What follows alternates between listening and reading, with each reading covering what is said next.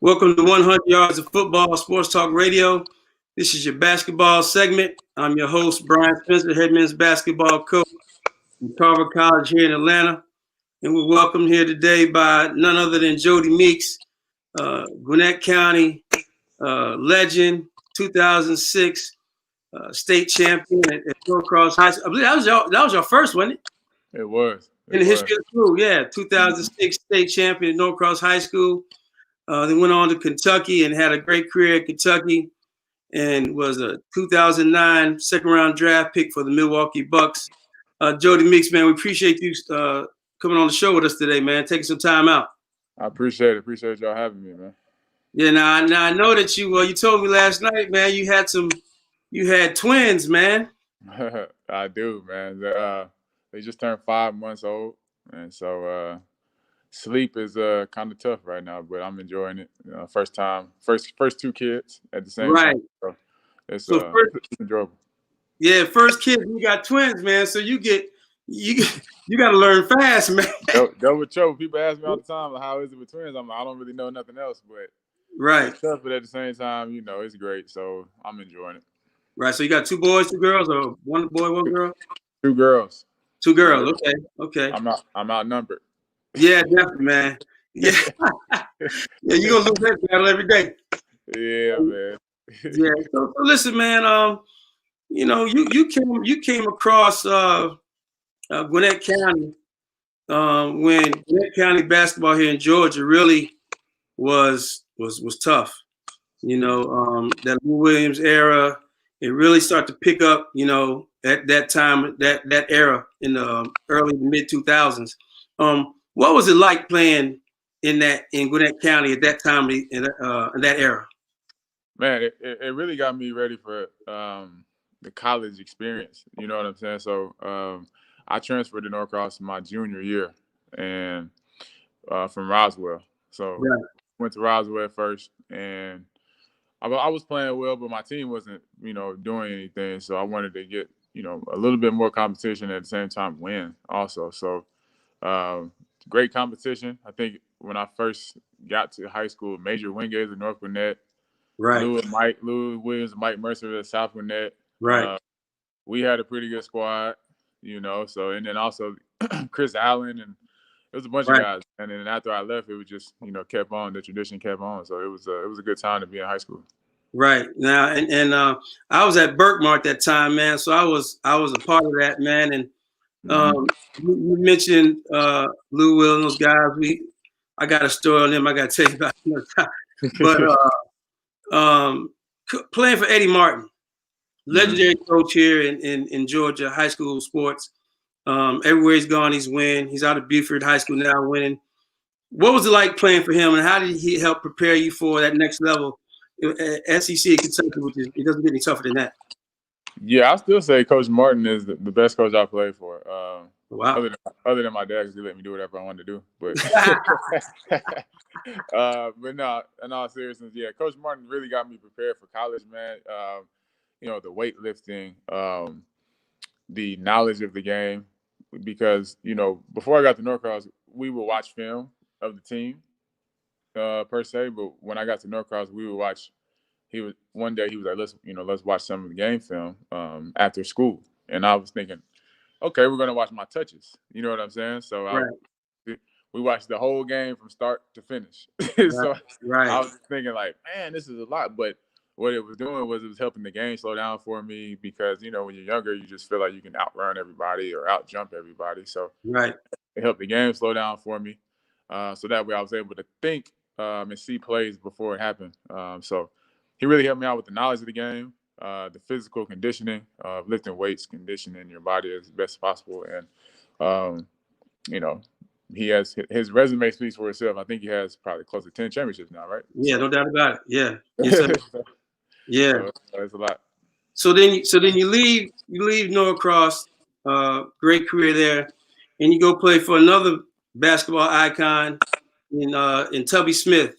In a storied program of Kentucky. I've met Tubby, great guy, great man.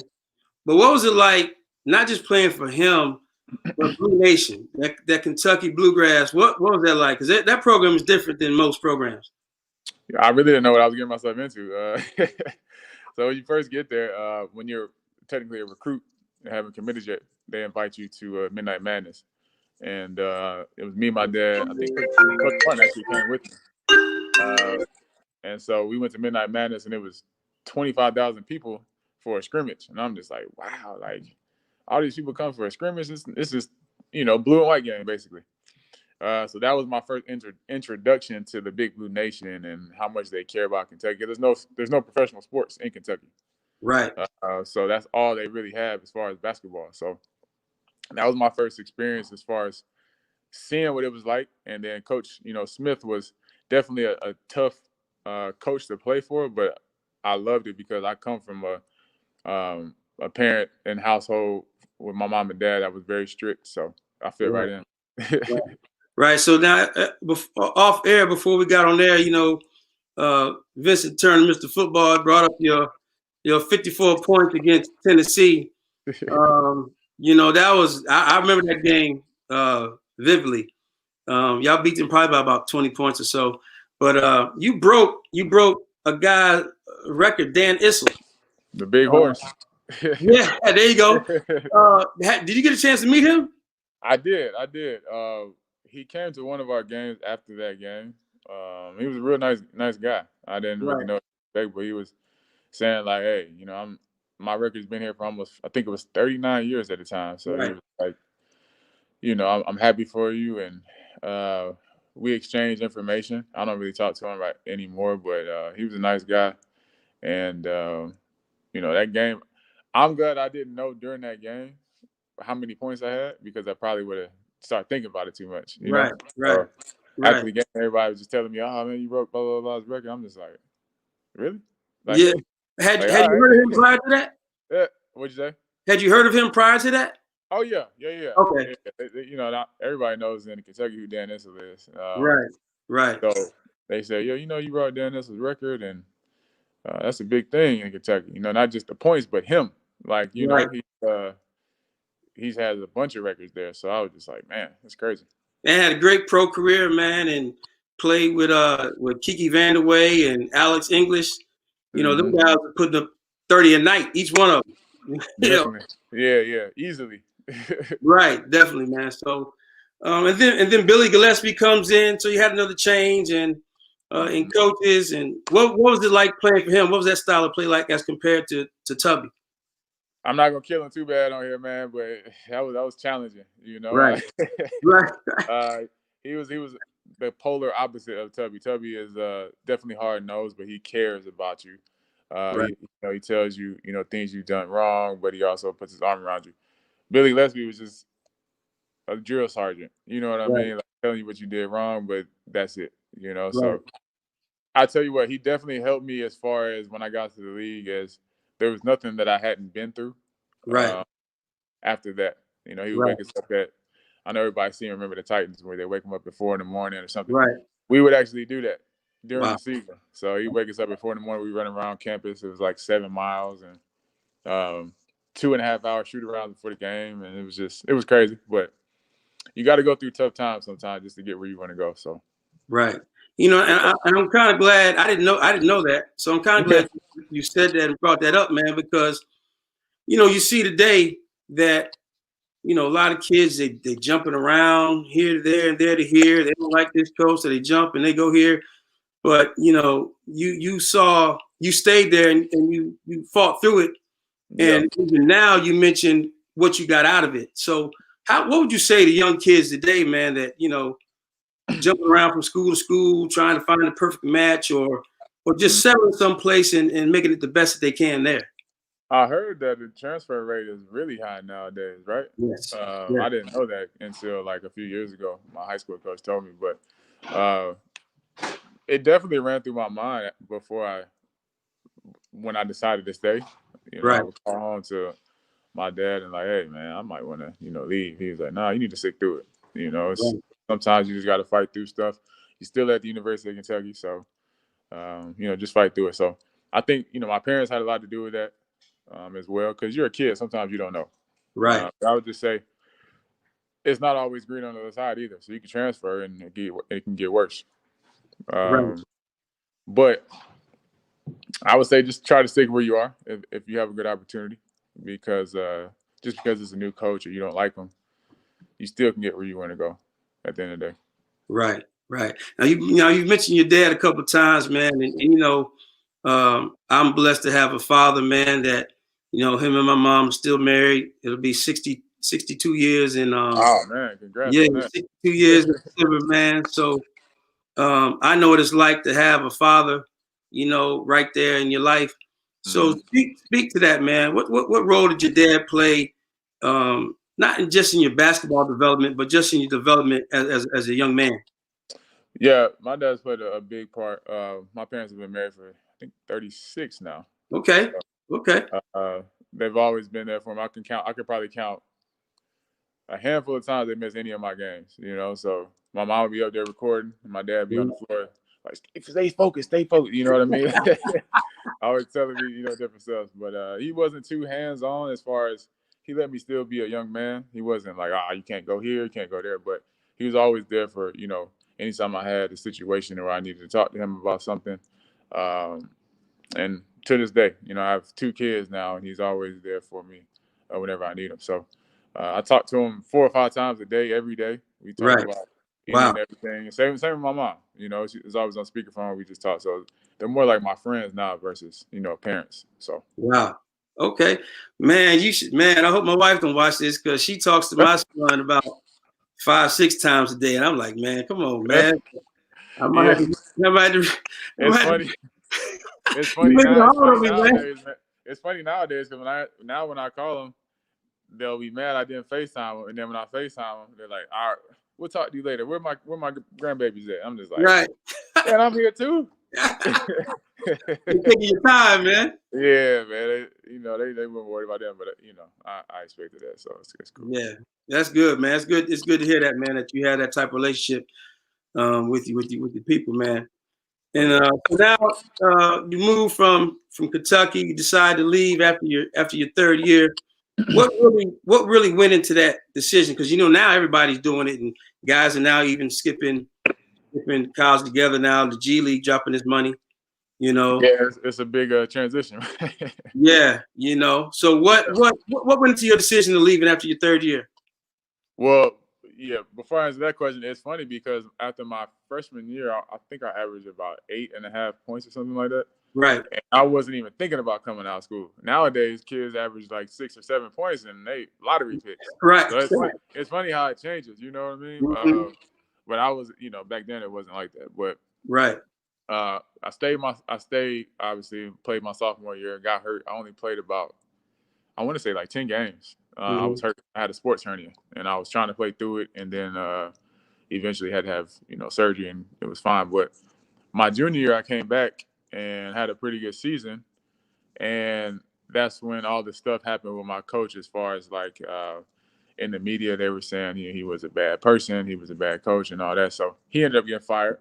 Right.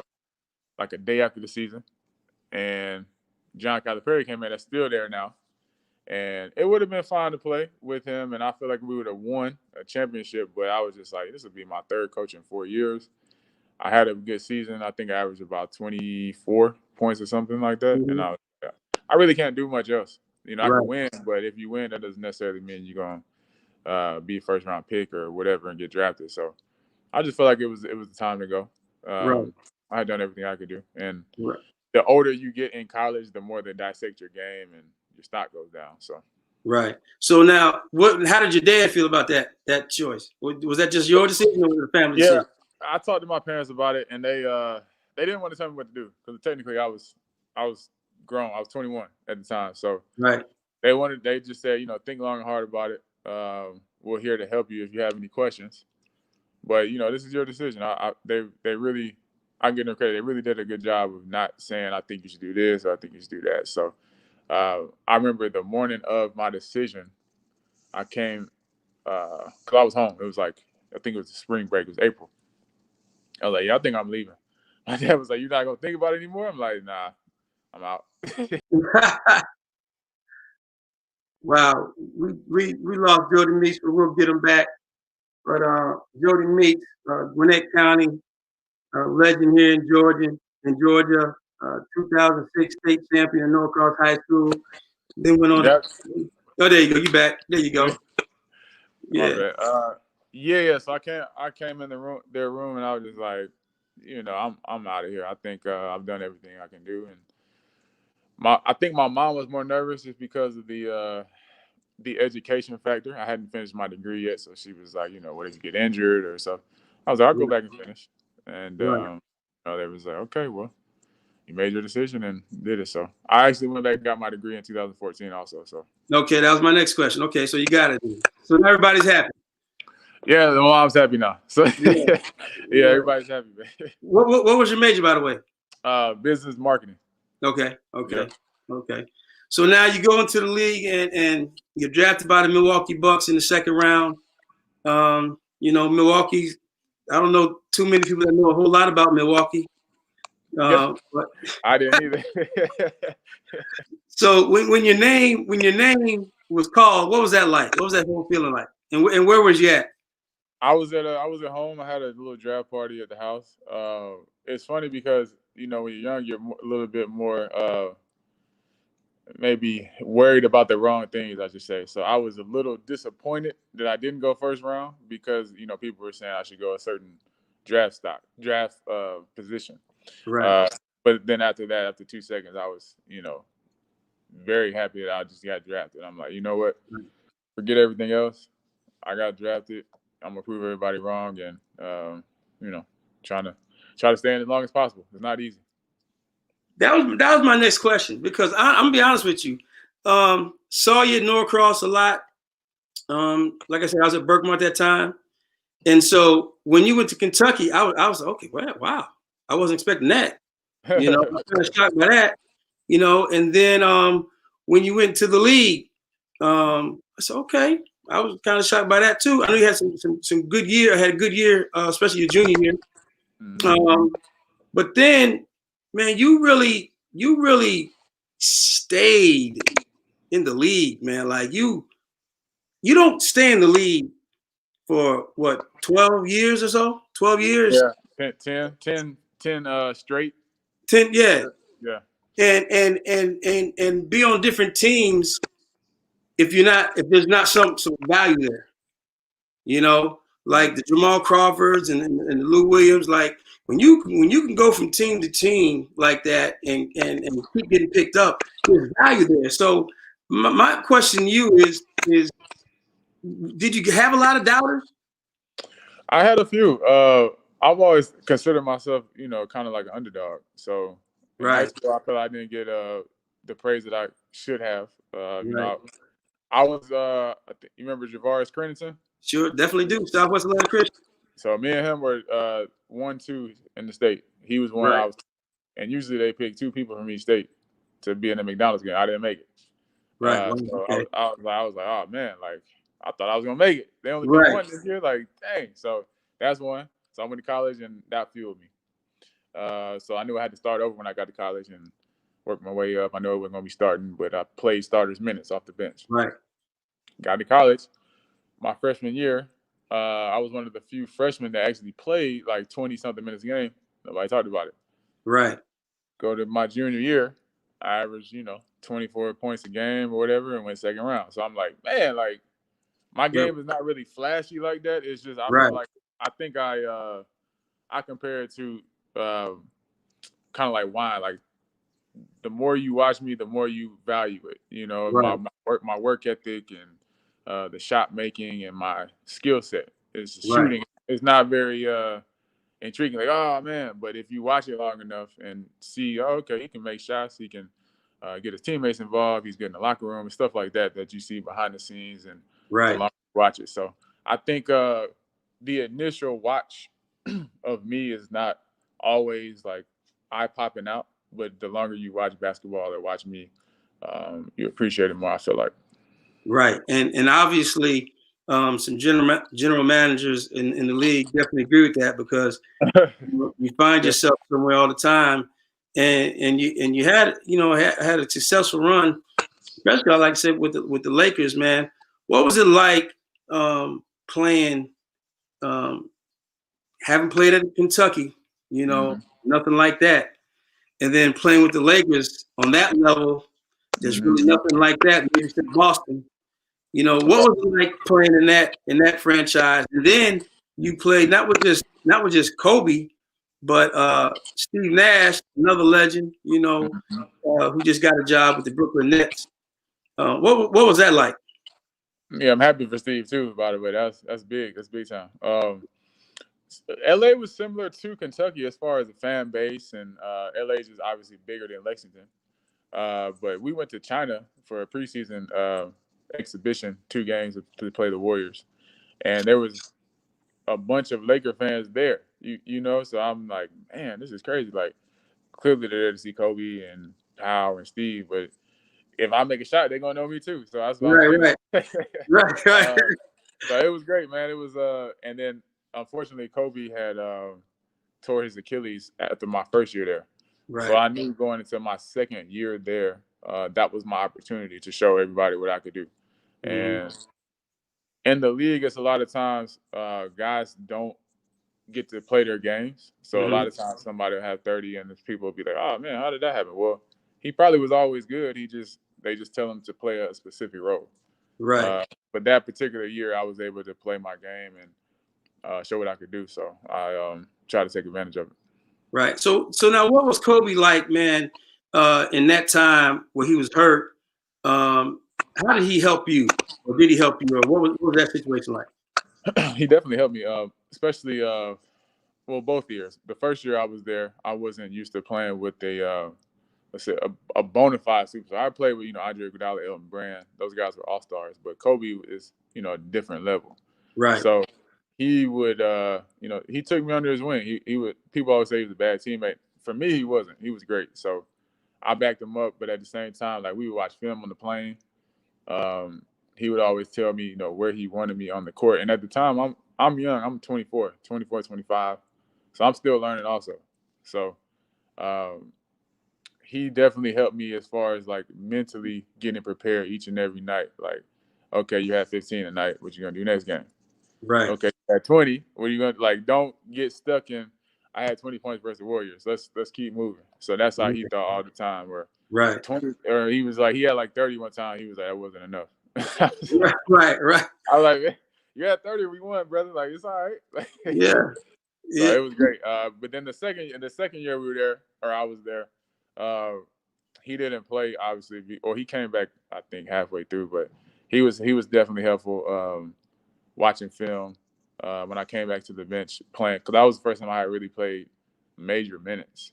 So he would always tell me, pace yourself, or this is what he's saying from the bench, or so-and-so's guarding you this way. So kind of bait him and so you can get him. So he was always there helpful. He was a really smart dude, as everybody knew, and he definitely could help his teammates. Yeah. Now Steve Nash just got the job with the Brooklyn Nets.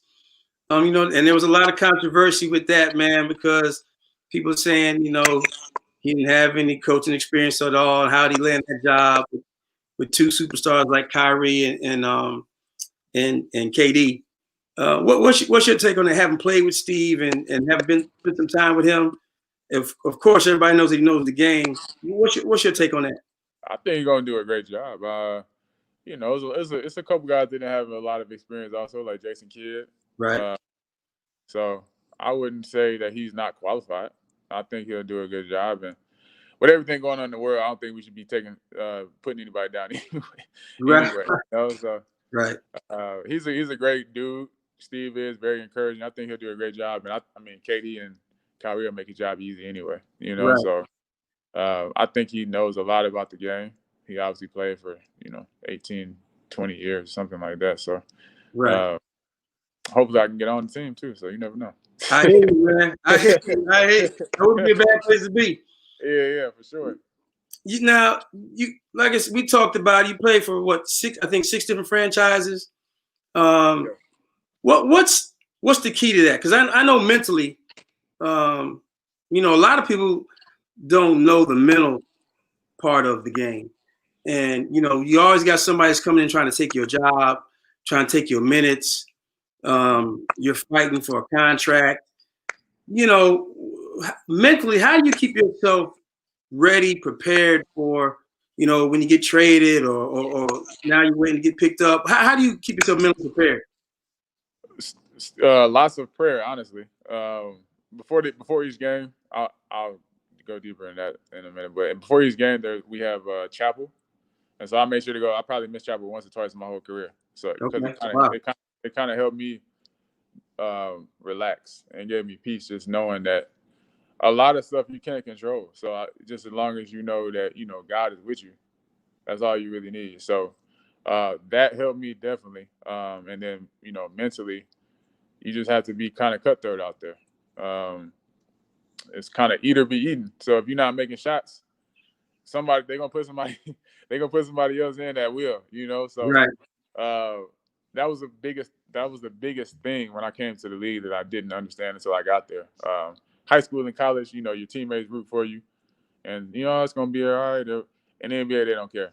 If you're having a bad game, if you're in a slump, right, you come back to the bench, and they're gonna be like, "I'll do it." Right. So you kind of have to keep your mental capacity even keel, because nobody's out there but you. And then after the game, it's good to have a good support system as well, my family, my friends. Right. But when you're out there, it's just you. So you got to know that going in, and you got to understand that, hey, your teammates aren't always for you. A lot of times they're not. And so you got to bring it yourself mentally. Right. Now, that's the interesting dynamic that you brought up, man, that I don't think a lot of people really understand and know, especially if you haven't been on that level. So how do you develop New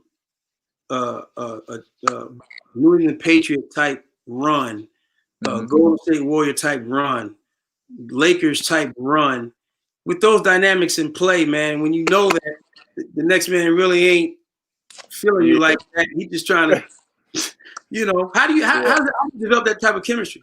I think two things. One, those teams, they're not like that. So the good teams that you see, they're really for each other. So it's not always like that. Right. A lot of times it is. So the good teams usually, even though there's some envy in there, where it's like, oh, okay, I'm glad you had a good game, I wish I could have done better. Right. That's okay sometimes. It's not good to be envious of people, but in sports, sometimes that happens. So as long as you're for the team in the long run, that's usually how good teams are. That's one. Two, is very hard. That's why it's only a select few of teams that do it. LeBron went to the finals 8-9 straight years. That's like unheard of. So, right. I think you have to have a strong mind. I think you have to have a little bit of luck. Then also you got to have people around you on the team that's like-minded. Right. And so when you're a superstar, like for example the Warriors, Steph Curry, everybody on that team kind of is like-minded. So they don't care who scores the most or who gets the accolades or stuff like that. They just have guys that are, workhorse type of people, and they get the job done. Right. Now, I'm glad you brought LeBron, man. As we yeah, yeah, man. As we wrap up, man, because I don't want to keep you too long. I know you got those twins and things to do, man. But you're old enough to have seen Mike, and you've been around Kobe, and growing up in the league playing with LeBron. I gotta get the insight from somebody that could really, really shed the light for me and Mr. Vincent Football Turner, who's listening. He, is he a LeBron fan? Is he a LeBron fan? What is he? He's a LeBron lover. He love him. And listen though. But I love him too, though. Yeah. For me, when you start comparing him to Mike, I just yeah, I mean, it's hard. The greatest player of all time to me is Michael Jordan. That's one. Right. But not saying Mr. Vincent is like this, but a lot of LeBron fans are very biased. So if you say he's not the greatest, they're like, oh, how can you say? I'm like, man, he can still be top 5 now. That's still great. Yeah, no doubt. He still might on the Mount Everest of basketball. But I think the biggest thing for me is they have two different games. I feel like he's more like Magic, which is still great. Right. Would I rather play with? Who would I rather play with? Probably LeBron, because he's gonna pass it. Mike Right. is going to win by any means necessary. He's going to shoot it 80 times if he has to. Right. You know what I'm saying? But Right. I think the greatest player of all time is Michael Jordan, and obviously everybody saw The Last Dance. Right. So I think that mental capacity that he had over the whole entire league, where everybody was just scared of him, Right. LeBron doesn't have that. You know, Right. everybody was like, "Oh man, Mike coming, like don't speak to him." Like nobody's scared of LeBron like that. Right. They might be scared when he coming full speed at you, you Right. know. But to walk past somebody and be like, Right. that don't happen, you know. Right. So I just feel like that status that he had in that regard on the mental level, and then on the physical level, you could take off 2 years basically and come back and win 3 in a row. That's crazy. Right. So I think Michael Jordan's the best, but you know, it's an opinion thing. So now, how do you compare Mike and Kobe? Same player. Yeah. Kobe saw all the moves, you know. I think Mike is still better just because he was the first. I think I always give credit to the pioneers: Bill Russell, Kareem, Magic, Mike. But I think Kobe was. I think it's 1A and 1B. Right. You know, I think Michael is better, but at the same time, Kobe was a killer too. No doubt about it. No doubt about it. They thought the same, and they moved the same. They moved same fadeaway, same mannerisms. So I think it's definitely close, but I think MJ got the nod. All right, now before I let you go, man, did you talk about Kobe and how he emulated Mike? Who were some guys when you were coming up that you looked up to and that you emulated? Well, before you realize you're not going to be the next Michael Jordan, you say Michael Jordan. Right. You dunk on Fisher Price goals or whatever, 8 foot. You like, I'll be. And then when you realize that's not the reality, right, you got to change it up a little bit, you know. Right. So, guys that I watched when I figured it out was probably Rip Hamilton, Reggie Miller, Ray Allen, guys like that. Michael Redd. A lot of people, the younger generation probably know what that is. But I remember Mike. Yeah. Yeah. So guys that moved a lot without the ball. I tried to emulate that because that was my game. I slashed. In high school, I was more of a slasher and more athletic. I could shoot, but I wasn't like a specialist yet. Right. But I still was, watching those guys and trying to figure out kind of like what my niche was going to be. Right. So once I found my niche and how I was going to play, I tried to watch a lot of film on those type of guys. So. Right. Well, there's some good guys to emulate, man. That in scoring and running without the ball, learn how to score without the ball is a lost art. But definitely because then when you get to college, they don't have to call plays for you. You can stay on the court. That's what the younger generation don't understand. They just want to get in their bag. You know what I mean? Right. Which is cool. Right. But everybody can't do that. That's right. That's right. If you can knock down shots, we'll find a spot for you. If you can manufacture 6 to 8 points a game without getting a play call, that's 15 points easy right there. There you go. Yes, sir. Man, listen, man, Jodie, I appreciate you taking the time, man. I know that, and congratulations on the NBA championship with the Toronto Raptors. I know we didn't talk much about that. Oh yeah, I got this. You got it on, man. Oh, well, since you got it on, man. Since you got it on, congratulations. Kawhi Leonard. Talk to me about Kawhi and playing with him and what that whole run. What was that like? What was Kawhi like? Yeah. Kawhi was a good dude, man. He's a little different. He's quiet, but he's not how he's portrayed in the media. Like he's just kind of like, I don't talk to people. Nah, he was cool. He knows a lot about basketball, honestly. He's very smart. He's quiet, but he knows a lot. He watches a lot of film.